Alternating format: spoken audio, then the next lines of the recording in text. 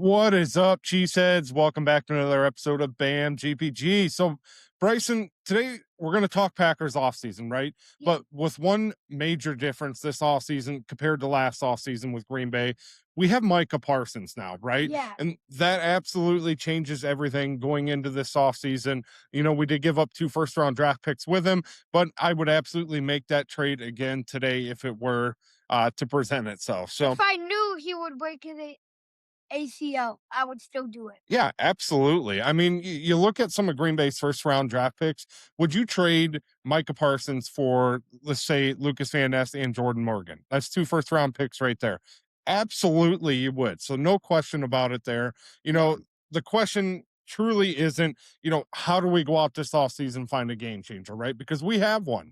And it's going to have to be this, right, Bryson? What do the Green Bay Packers have to do to become true Super Bowl contenders going into this next season? So let's break it down for everyone here, Bryson. Yeah. So, as we mentioned, when you have a player of Micah Parsons caliber, you don't want to ask him to do everything, right? You want to maximize him. That's what you want to do with a player like Micah Parsons. So, what's that mean for the Packers, right? It means you're going to have to add another true interior defensive lineman to And hopefully take some of those double teams away. You know, and Devontae Wyatt, he got hurt last season. He seemed to be that player. He's going to be back, right? But I yeah. still think you need to add another guy there who can be a game changer, a havoc wrecker coming up the middle, and hopefully, pull some of those double teams away from Micah Parsons. And then, secondly, Green Bay's run defense. At times it was great last season, and at other times, you look back, look at that Baltimore game where we couldn't stop anything, right? Derrick Henry ran all over us. You have to shore up the run defense to allow Micah to Yeah. really kind of just focus on pinning his ears back and getting to the quarterback. And then Bryson, I think we can both agree on this one here. You have to make sure the secondary can hold up long enough for that pass rush to Oh, yeah. get home to the quarterback. I mean, our safeties are fine. It's just the cornerbacks.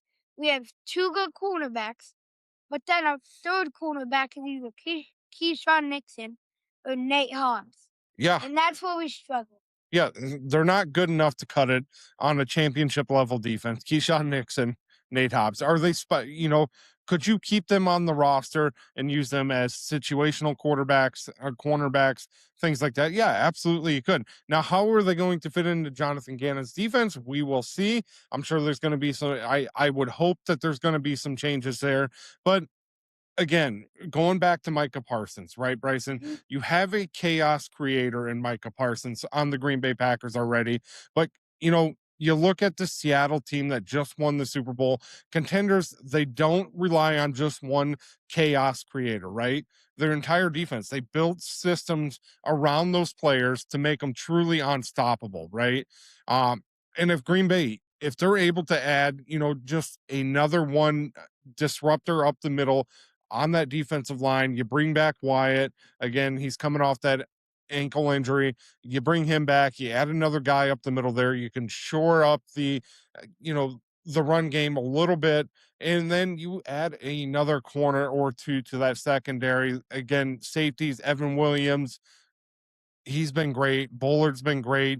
And you can't say enough good things about Green Bay's safeties, right? Where you can start to question things is that cornerback room. But if you can shore that up, this defense, I truly think they become elite Yeah. and certainly terrifying to other teams around the league. This is what I would do if I was the Packers defense. All we need is a couple corners. So I would get Jamal Dean from free agency. That would be And then amazing. and then I'd get a cornerback in the second or third round just for some depth. Yeah. Depth. And again, second or third rounder, it's going to be one of those plug and play kind of project things. That you're right. You're not going to expect a whole lot from them at the start of the season there, but certainly a position you need to address early in the draft, no doubt about it.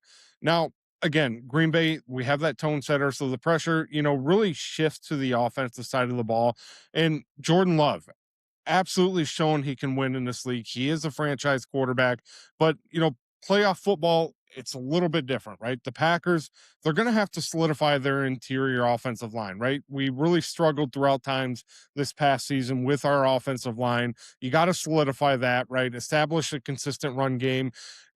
We haven't been able to do that, right? With Grant, and a lot of that, part of that is, Josh Jacobs a little bit banged up this year, but you're going to see that out of the running back room. The Yeah. offensive line was dinged up again. You're going to see a dinged up offensive line throughout the. It's a long season. That's a position where you're going to see injuries, so you're going to have to bring in some depth to really build up that offensive line a little bit, and you're going to have to really eliminate those late season protection breakdowns that we saw with the Green Bay Packers last year. So, Yeah. in all honesty, Bryson, we have a $50 million franchise quarterback. He cannot be getting the pressure and hit up the middle like he was this past January. You know, protection equals postseason success, right? You saw it with a lot of these teams. You saw it with Seattle. You saw it in New England. If you can protect your quarterback, you're going to have success there in the postseason, not Yeah. only with the passing game, but with the running game as well. And that's one thing we really need in free agency.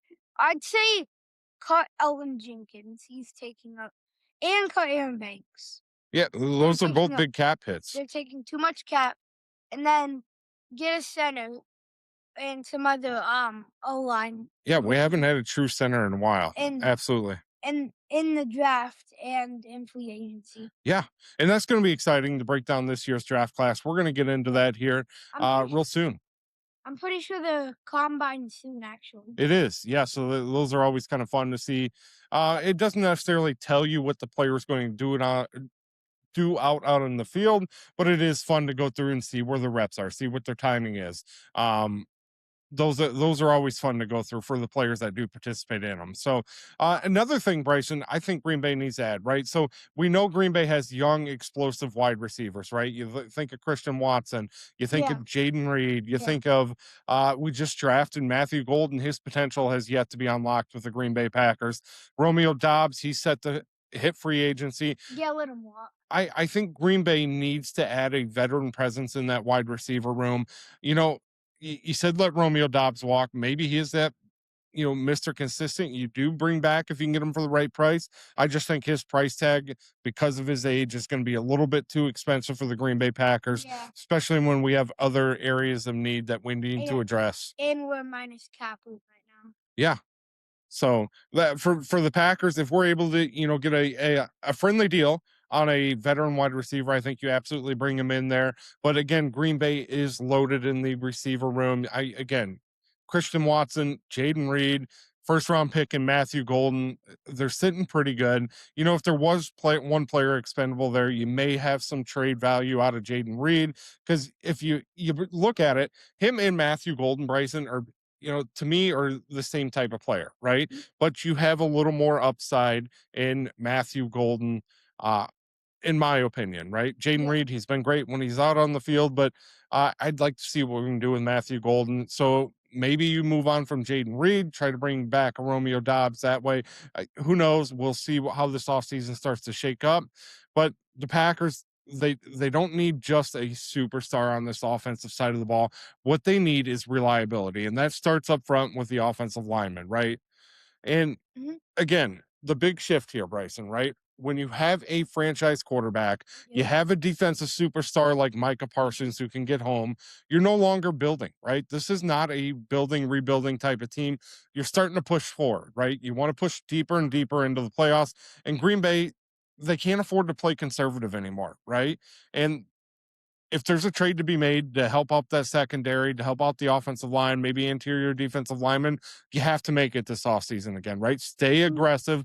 If there's a restructure to free up some cap room, absolutely go ahead, get it Yeah. done, right? And then you talked about some players that could be expendable to help out with the cap room. Looking at like a Rashawn Gary. You mentioned Jenkins, Price, and that Mhm. absolutely is a realistic possibility for Green Aaron Bay. Banks too. Absolutely. So this roster, it is absolutely close to being a Super Bowl contending roster Super Bowl prior to, favorite. yeah, favorites, not even contending. I would agree. Super Bowl favorites. So one or two intentional moves this offseason, Bryson. I think this team is NFC championship at the very least caliber type of team. Super Bowl for sure.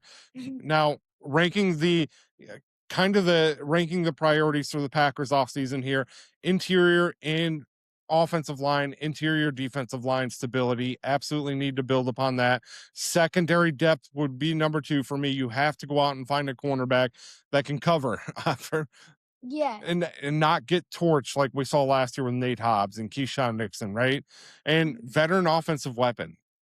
Wide receiver room, I think if you add one of those, that's only going to make it that much better. Somebody you can rely on the red zone, rely on those, third and sevens, third and sixes, right? And Mhm. Micah, as we mentioned, he already changes everything for the Green Bay Packers going into next season. You have to eliminate your weaknesses, right? We talked about the interior offensive line, interior defensive line, and cornerbacks, right?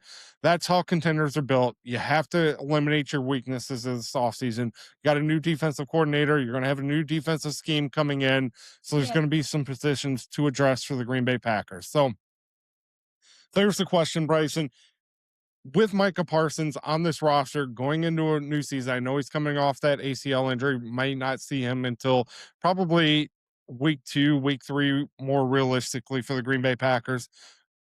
Are the Packers already contenders?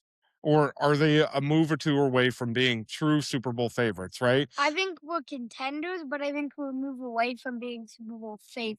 Absolutely agree. So let us know if you agree with us. Drop your thoughts in the comments here. And as always, Bryson, Let's go, Pat, go.